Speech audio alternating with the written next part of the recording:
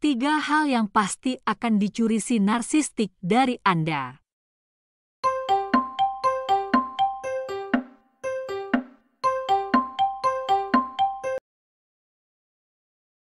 Si narsistik melakukan berbagai manipulasi hanya untuk mendapatkan posisi berkuasa dan kendali.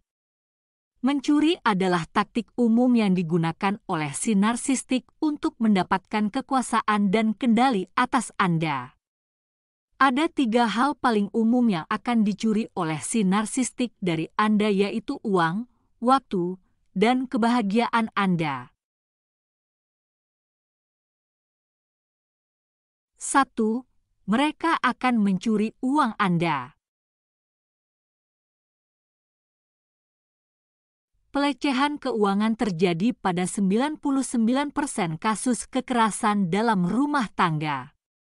Ini adalah salah satu taktik paling umum yang digunakan si narsistik untuk mendapatkan kekuasaan dan kendali atas Anda. Pendekatan yang dilakukan si narsistik ketika melakukan pelecehan finansial terhadap orang lain bisa dilakukan secara halus atau terang-terangan.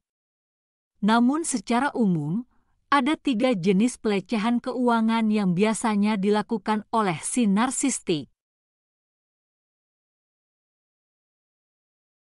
Jenis pelecehan finansial yang pertama adalah eksploitasi ekonomi. Eksploitasi ekonomi terjadi ketika si narsistik dengan sengaja menghancurkan atau menghabiskan sumber daya keuangan Anda. Yang kedua adalah sabotase pekerjaan, yaitu ketika si narsistik menggunakan pelecehan atau manipulasi untuk membuat Anda berhenti dari pekerjaan atau mencegah Anda mendapatkan pekerjaan.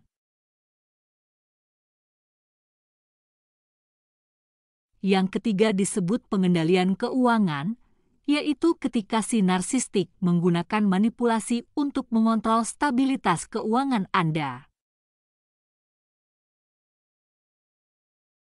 Mengenai pelecehan keuangan lebih lanjut dapat Anda tonton di video berjudul Pelecehan Finansial oleh si Narsistik.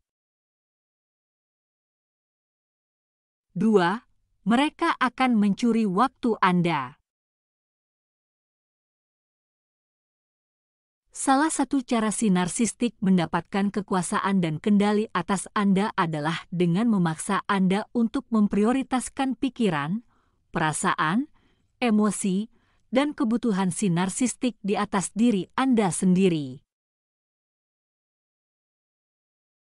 Misalnya, Anda dan si narsistik berbagi pemakaian satu mobil.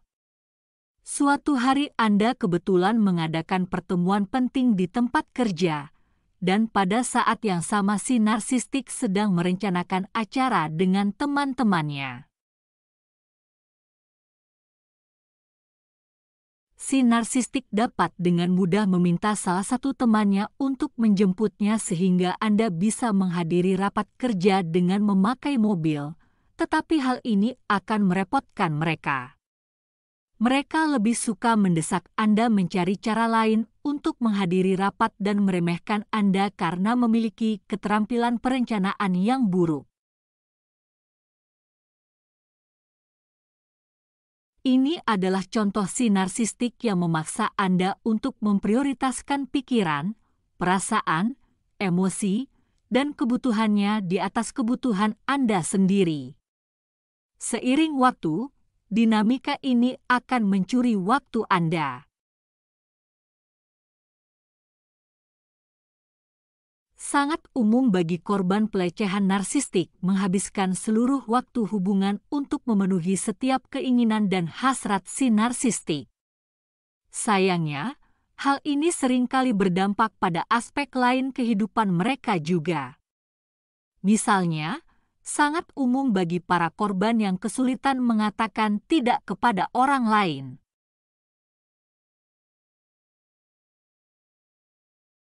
Artinya, mereka mengatakan ya kepada orang lain meskipun mereka tidak menginginkannya.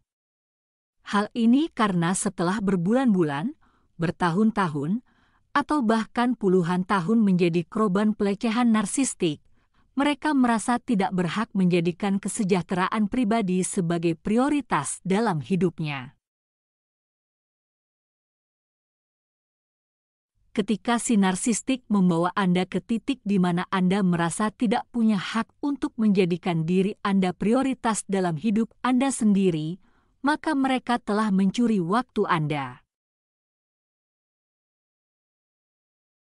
3.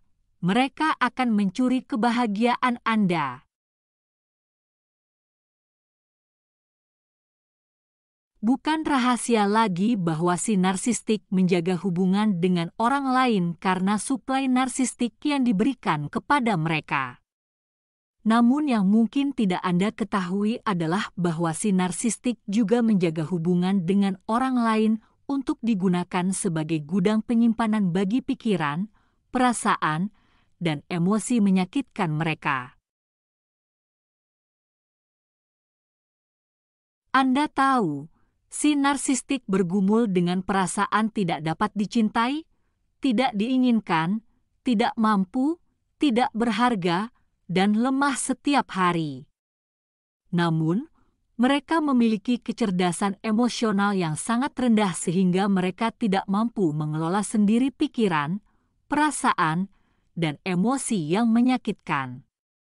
Sebaliknya, mereka memproyeksikan hal tersebut kepada orang lain.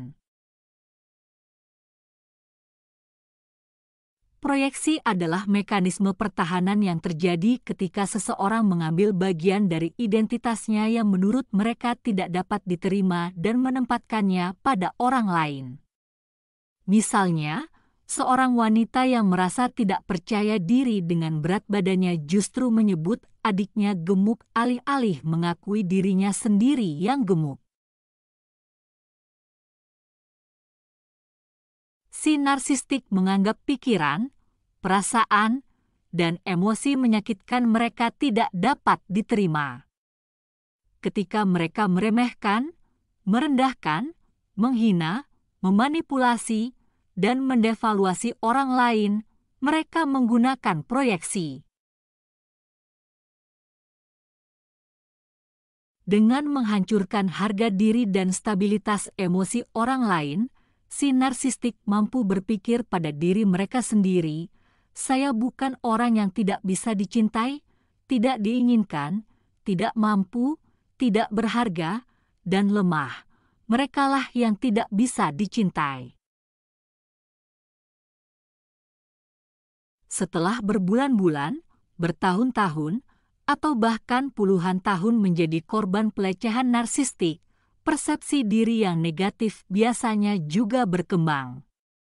Artinya, Anda mungkin mulai merasa tidak dicintai, tidak diinginkan, tidak berharga, lemah, dan tidak mampu. Beginilah cara si narsistik mencuri kebahagiaan dalam hidup Anda.